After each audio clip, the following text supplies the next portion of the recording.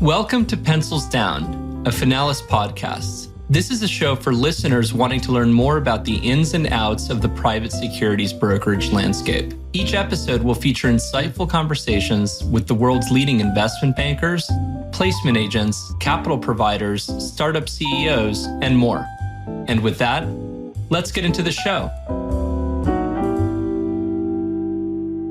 All right, and today we have up on the show Shawn Flynn. Shawn, I am so excited to welcome you on here to the Pencils Down podcast.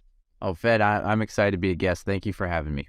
It's not every day that I have an opportunity to actually have a conversation with somebody who has their own podcast, which I should briefly plug as the Silicon Valley podcast. But I am very excited to have you on here to have a conversation. I know you have an extensive experience in mid-market investment banking as well. And I thought just to kick things off, I'd be delighted to learn a little bit about your story. Kind of what was the story arc of your career that led you to the investment banking world and also more recently into hosting your own podcast? So the podcast actually came a little bit before the investment banking world. And I actually have a funny story about that I can talk about later. The podcast came about for a number of years, for about 5 years total. I was helping companies from Silicon Valley set up operations in mainland China, and mainland China set up operations in Silicon Valley. We were backed by the second largest privately owned land development company in China, Huaxia Xingfu. And so when I was doing this, I was getting the same questions over and over again from companies. How do we do this? How do we get a lease for an office building there? I'd go, oh yeah, I'll introduce you to this commercial realtor. I'll introduce you to this patent lawyer. I'll introduce you to this person, that person. And after a while, I thought, gosh, I'm doing the same conversations over and over again. This is killing me. I just want to interview these people and then say, hey, watch this video, watch this interview, and it'll answer 90% of your questions. And if you want, anything else, I'll just make a warm intro to that person. And then, you already know them a little bit. You can just go from there. So I went to the public access TV station in Mountain View and started recording interviews. And I did 46 interviews. And that TV show is called Silicon Valley Successes. It got into 28 cities in the U.S., public access stations. And through that, I got introduced to the Investors Podcast Network. They want to do a podcast called Silicon Valley. I was on their platform for about 6 months before branching off and rebrand into the Silicon Valley Podcast. And then since then, we've done 178 episodes have gone live, 190 have been recorded. I've got to interview people like Melody Perkins, founder of Canva, Jim McKelvey, Square, Abram Miller, Intel Capital, Steve Snyder. The list goes on and on of people I've got to interview. But it really kind of started off with me being, okay, I kind of want to be more, you might say, lazy or efficient with my time. And just how could I go about doing that? And that led to one to the other. And then, Fed, you've seen it. Having a podcast is one of the most amazing things. You get to talk to people you normally wouldn't have the opportunity to. You get to ask them questions. You get to learn. And it's just one of those avenues that opens up so many doors that it's really hard to explain to someone without a podcast, just the gateways, the paths that open up from having it. And Fed, I've listened to some of your podcasts. You got some amazing guests. You've had some amazing conversations. Thank you for that. I'm just curious as it relates to you, Shawn Flynn, being in China and connecting the dots between, hey, I need to find a way to scale myself so I'm not repeating myself every time I'm talking to these guys, to, oh, I'm going to become a content engine and I'm going to leverage that in order to scale myself. Because a lot of people would look at that decision and say, well, that's an unconventional way to go about it. It's very entrepreneurial. At what point did you realize that, in the journey of becoming an investment banker, that you were clearly marching to the beat of your own drum in terms of, how you wanted to go about solving these types of problems, right? There's many ways to scale yourself that don't involve starting a television show or a podcast. So I think the pivot point, and like I said, this all started before getting into investment banking. So investment banking came about because I got, with these helping these companies set up operations, I was getting connected with a lot of investment bankers, with a lot of private equity, VCs and all that, just for these intros going back and forth cross-border. And one of the companies I helped was the investment bank I'm currently at. They'd raised growth capital for a company. They needed to find a secondary manufacturer in Shenzhen. I knew some people, brokered an introduction, and one thing led to another, and was my entry into the investment banking world, was just brokering transactions and connections cross border and helping people.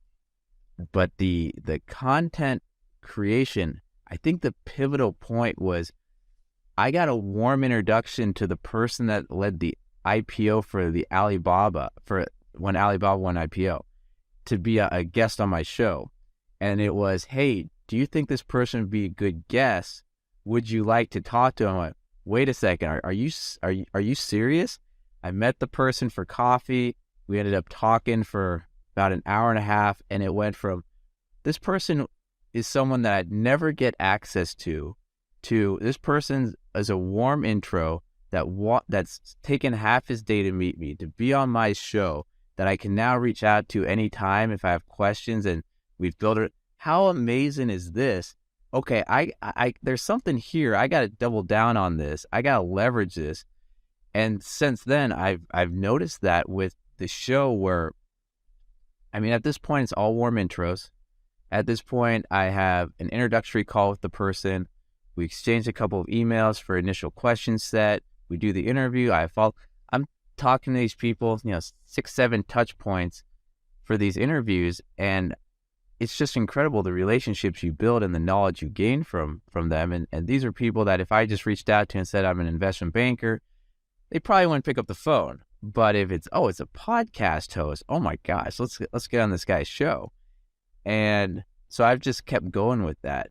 So it's been a huge lead gen and business development part of the investment banking, and it's just opened up a ton of doors, because on one, the access to these people, but two, it also gives a credibility as people search for an investment banker to work with. Because it's most investment bankers I've learned really do a poor job of marketing themselves, of really differentiating themselves from everyone else out there. Yeah, they'll have logos of universities or MBA programs or some they went to, but on a personal level, you have no idea who people are. But if you listen to their podcast, you get to see them on panels. You start building relationships. So, Fed, when I listen to your podcast, after a few episodes, it's like, whoa, I know Fed. He's a cool guy. He's a good guy. If I have a problem, a deal, I want to work with Fed. Right. There's an authenticity to the medium, because it's structured as a conversation, right? And it is a conversation. I'm very much on the same page. When we launched Pencils Down originally, we were in the depths of COVID, and Finalis as a business, so much of our value proposition is, focused on, the regulatory solutions that we can provide, but we were waiting for a regulatory approval. So I felt like I needed something to work on in the meantime. Right. And the podcast ended up being one of the projects that I picked up. And what's amazing about the podcast is that it really kind of is a win-win-win, because obviously, we as Finalis, we see ourselves as a platform for empire builders, so people building their own investment banking platform. So we're a platform for platforms. And we saw that there was a real opportunity to convene conversations around mid-market investment banking, that we didn't feel like there was an effective forum or network out there, and that there was an opportunity for Finalis to bring voices to the table. And so, that was the impetus from a Finalis perspective. But we also recognized that, to your point, many, low to mid-market investment bankers, placement agents, deal makers, what have you, they struggle to get their name out, and they want to be able to market themselves and their own brand equity. And we saw that there was an opportunity for Finalis to do that. And so that's the win for our investment banking partners. And then ultimately it's about growing the pie and about getting more people interested. And we find that when we record a conversation, we can leverage it in a variety of different ways, right? It becomes a form of evergreen content that we can leverage in the future as well. And I really like your guys' name, Pencils Down. That name for a podcast, I love it. Well, in this industry, there's one other podcast that's called Pencils Down. It's very focused in, kind of, I think it's about, kind of middle school gossip. Oh gosh. But yeah, no, I always love that expression. And I think it connotes, as but for those listening that aren't aware, it's really when either a deal goes on hold or on pause, for a variety of reasons. And so typically when folks go pencils down in a deal, that's time to go on vacation or go out for a nice dinner and just chill out for a bit. And so I thought, it's got a sound connotation on the one hand, because this deal you were working hard on, maybe it may or may not close, but it's also got a happy connotation in the sense that maybe now you have time to relax for a minute. And so I kind of felt like, it was a great name for just creating a space to have an interesting conversation. So just curious, just to get a little bit of your perspective on, digging in now on that podcast journey. And what I specifically wanted to focus on was this notion of being a finfluencer. And I'm sure I'm not coining that. I'm pretty sure I read that somewhere. But there's this notion of being an influencer in the financial services realm and how you bring those two worlds together. I wonder if you might share for our listeners just what that journey has been like for you and what the lessons learned has been. The journey's been pretty incredible, going back to the conversations I've gotten to have with people. Some of the things that I think are the most interesting is I've really got to, sit down with some very successful people and kind of, as you're listening, you pick up on things of the way they speak, the references, how they build rapport. It's odd to say, but I can almost kind of guess the level of success someone has pretty quickly just on their speech patterns and the way they communicate. If you've listened to the podcast a lot, the people that are the most successful, whenever anything does well, it's always we. Whenever there's a mistake, it was I. Whenever, before and after the podcast recording, they're asking questions, what's this? What are you doing there with these controls? They're always learning. They always say as weird as it sounds, they quite frequently between questions will say, Shawn, and they'll follow up. They'll do everything to build rapport. It's just little things that I've noticed from the most successful people, and they all do the same thing with the rapport build and the learning questions. It's incredible. So I've learned that. I've gotten to see the journeys of so many people and realize so many start, just common waiters jobs, or, doing something on the side that somehow they had an idea and then they doubled down on it and they went all in, and the failures they had at the beginning. And so listening to people's stories has been fantastic. And then just getting access to people at this point, and being guest on other people's show. Fed, when you reached out and said, would you like to be a guest on the show? That's a fantastic opportunity, to be honest. Getting exposure to other people's networks, it's a huge win. And I don't know if I'd consider myself a finfluencer, but I definitely say I've been very blessed with having the opportunity to talk to quite a few people. Well, I think it's safe to say that there aren't many investment bankers out there that have their own podcast. There also aren't many investment bankers by definition that were on ACG's investment bankers to watch lists, which, you clearly are making a name for yourself. And so if we might transition the conversation a little bit into the investment banking side of your business, I'm just curious, let's drill in a little bit more on kind of what you observed over the course of your career that led you to decide, what, I'm going to cut my teeth in this industry. I'm going to get my series licensing exams, and I'm going to start, being an intermediary, an investment banker in this space. A little bit of it, to be honest, was, I'm going to say, jealousy of the fact that, I was making a lot of introductions to a lot of investment bankers, and I would look at them and go, wait a second, your watch is my salary. What's going on here? This isn't right.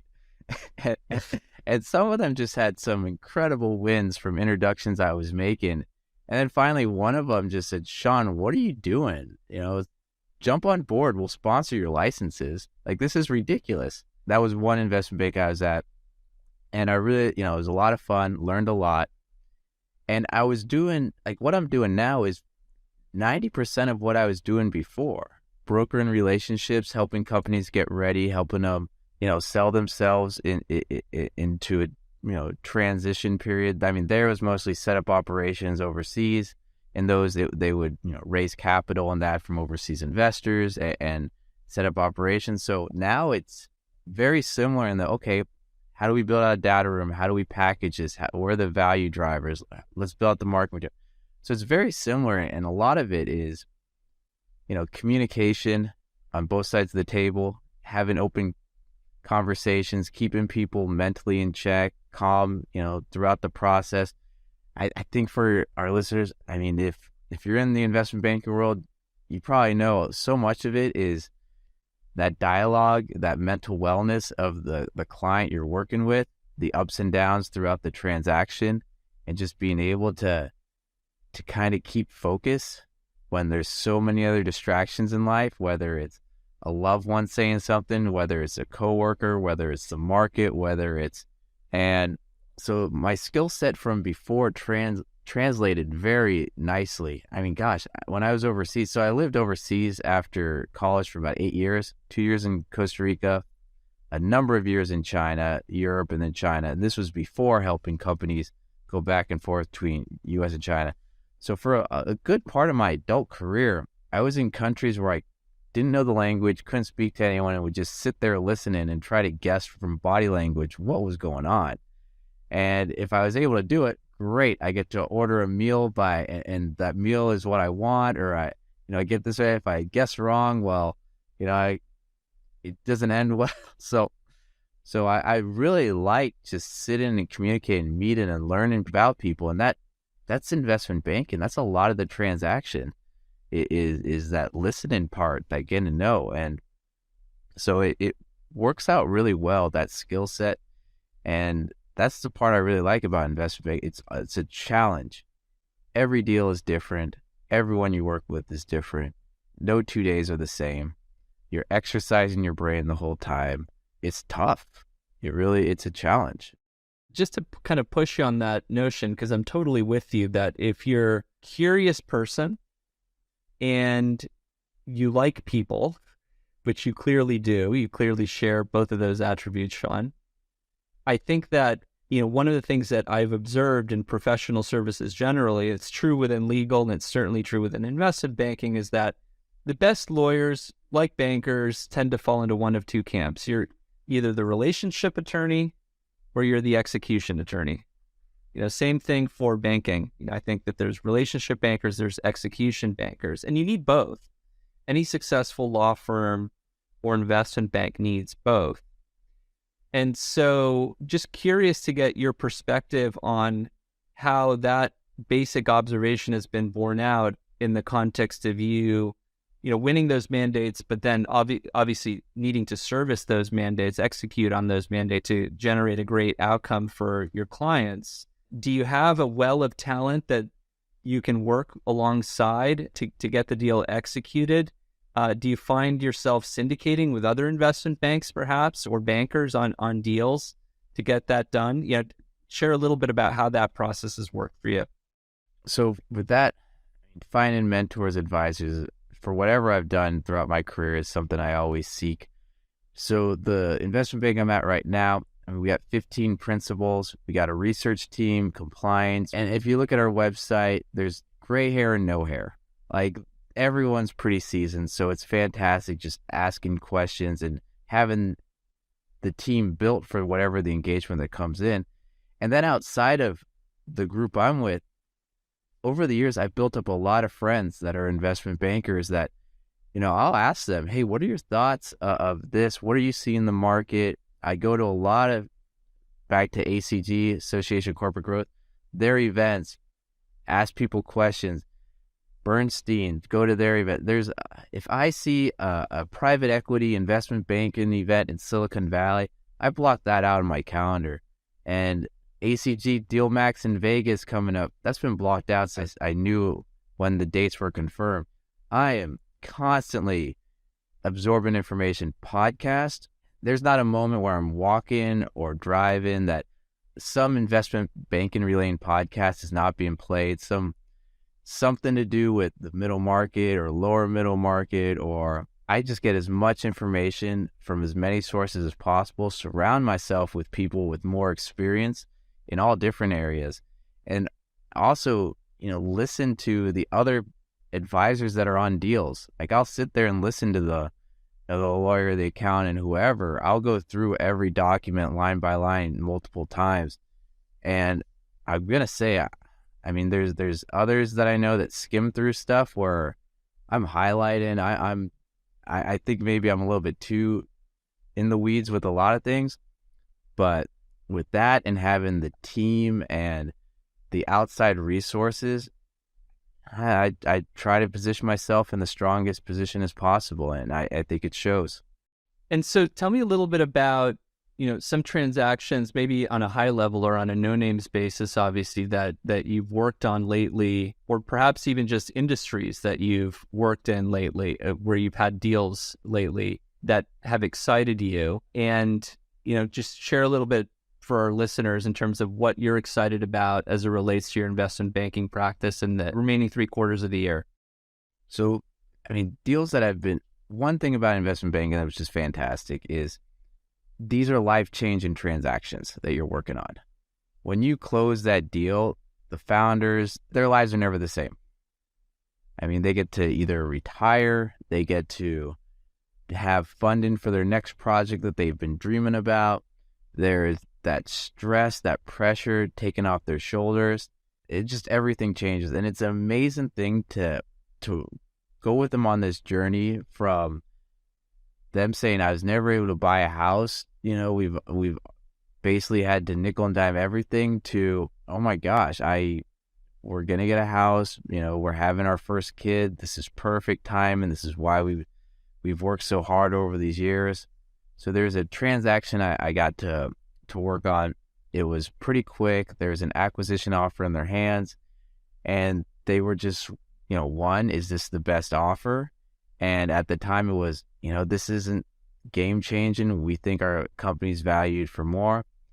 We stepped in, we got them what they wanted, which was a lot more than that first offer. And, that's not always the case, but they didn't have anyone on their side of the table at the beginning, and they were kind of getting pushed around. But once we stepped in, it was, okay, this is where we see it. And if not, we'll run a process and we'll bring in other people.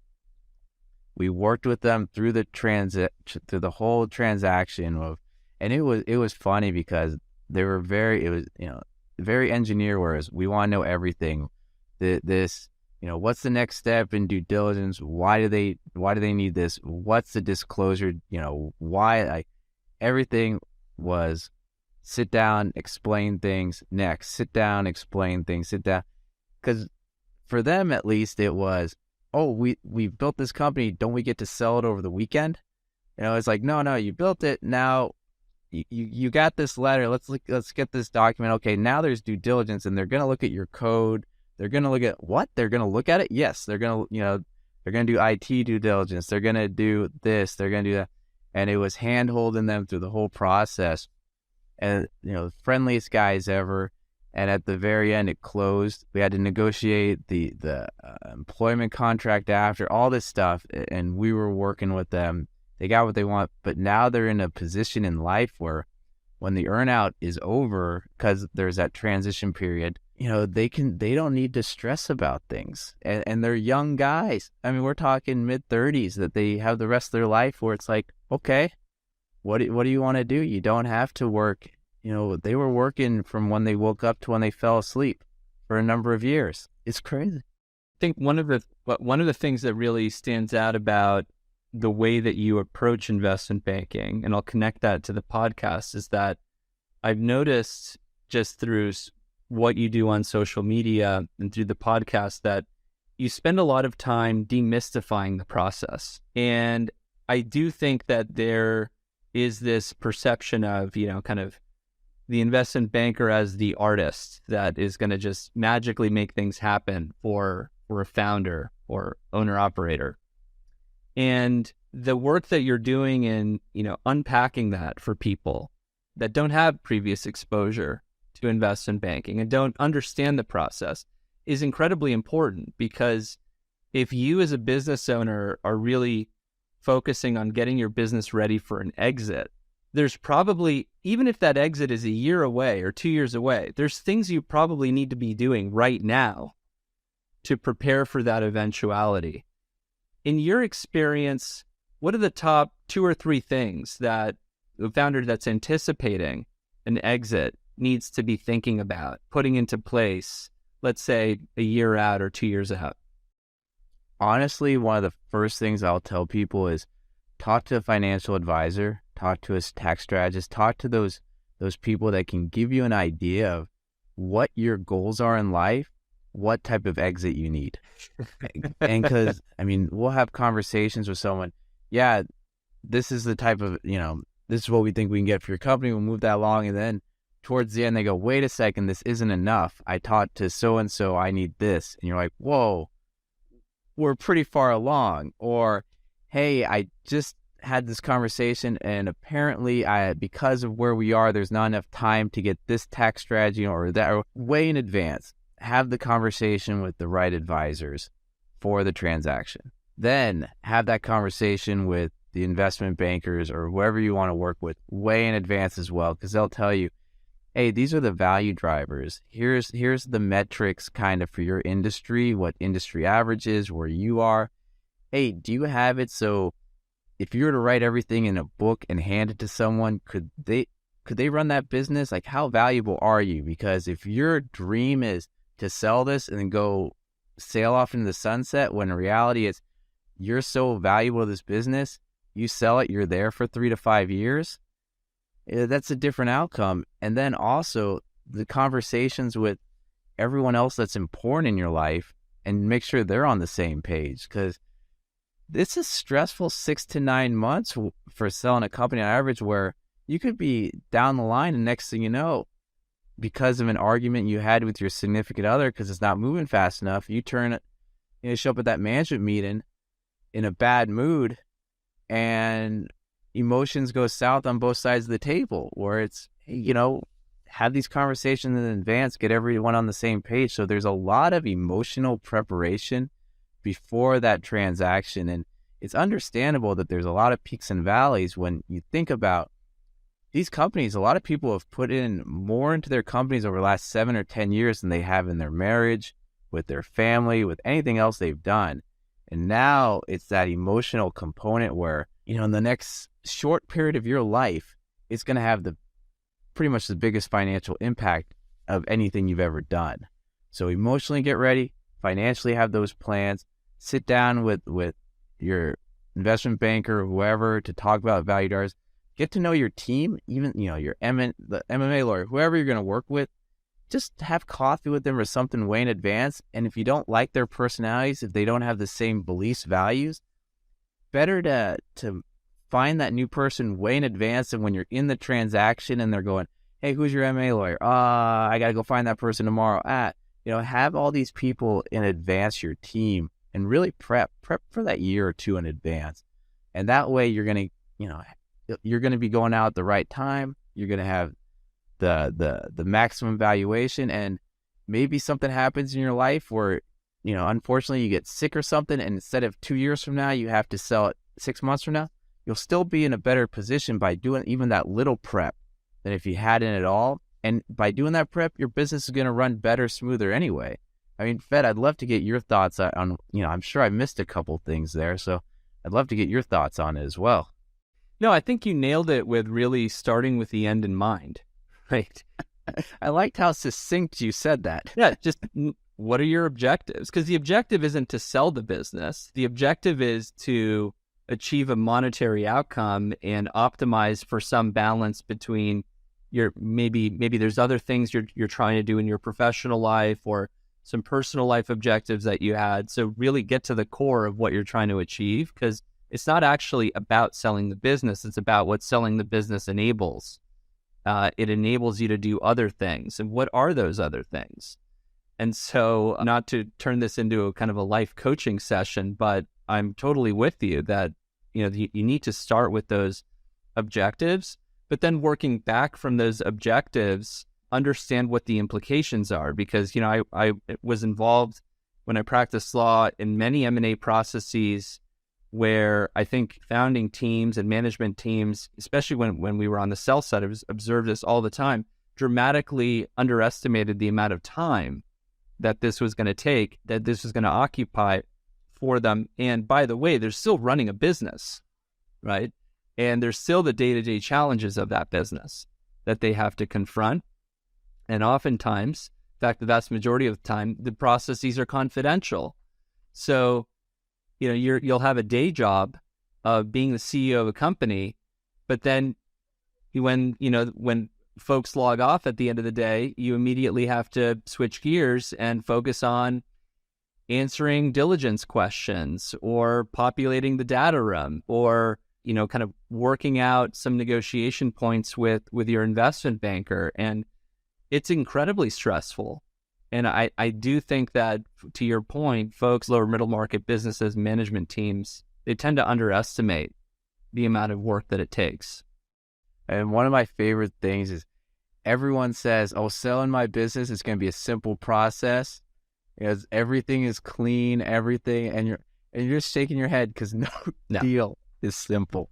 Not at all. And also, management teams tend to look at their business with a certain degree of rose-tinted glasses, especially founders, right? Because at the end of the day, the founder is so professionally, personally invested in the business that no matter how disciplined they are, they've likely drunk their own Kool-Aid to a certain extent. And so it is that kind of cold analysis that an investment banker can bring to the table and actually, seeing through that rose-tinted lens and saying, well, actually, this is what we think your business might be worth, or here's some of the challenges you may have in telling your story, and maybe here's some things you can do to change how you're telling your story, which requires a certain degree of humility on the part of the founder or the management team to accept that kind of feedback as well. And going with that, it amazes me how many conversations I'll have with founders that I'm the second or third person that they talk to, and I'll give my opinion and they'll refer back to someone they talked to earlier and go, well, this person says that my company's valued at whatever 5x that you said and that there's nothing wrong with it. And you're like, well, are you sure that they just weren't telling you what you wanted to hear, or is that how you heard? Yeah. It is remarkable, some of the conversations you find yourself having. Any exciting plans you have for the balance of the year that you want to plug or you want to share with our listeners? And for the rest of the year, and for investment banking, I'm going to go to DealMax, the ACG event in Vegas. That's going to be great. The end of this month, I am talking on Rudy's school, the MBA program at my alma mater, UCSD. I'm on their panel for investment banking. That's going to be exciting. There's a couple of events coming up. We're doing another capital raise exit summit. Dates haven't been set, but probably towards the end of October in that'll be a big event. We did 2 last year, one in Austin, one in Silicon Valley. So there's a lot of stuff I have lined up, along with my newsletter on LinkedIn and the podcast itself, that it's going to be a great year. And then some of the deals I'm working on right now, they're moving along, and I think 2023, there's a lot happening. I don't know, whenever anyone talks about chaos, I guess it's part of being here in Silicon Valley. I just kind of start thinking of opportunity, and I think we're going to see a lot of things. Shawn, I really enjoyed this conversation, and I just want to end the conversation by thanking you for all of the contributions that you're making to having stimulating conversations in and around the investment banking realm. Because to my point earlier, I really think that you're helping to demystify many aspects of the investment banking space through your podcast and through your social media presence, and you're having an impact.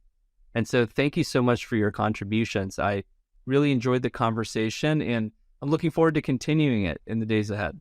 That is my pleasure. Thank you. Thank you. Finalis is a broker-dealer platform with everything that M&A advisors, investment bankers, and placement agents need to succeed. We deliver a broker-in-a-box regulatory affiliation solution, replete with tech-enabled compliance, research and analytics, deal lifecycle management tools, and a first-of-its-kind deal marketplace.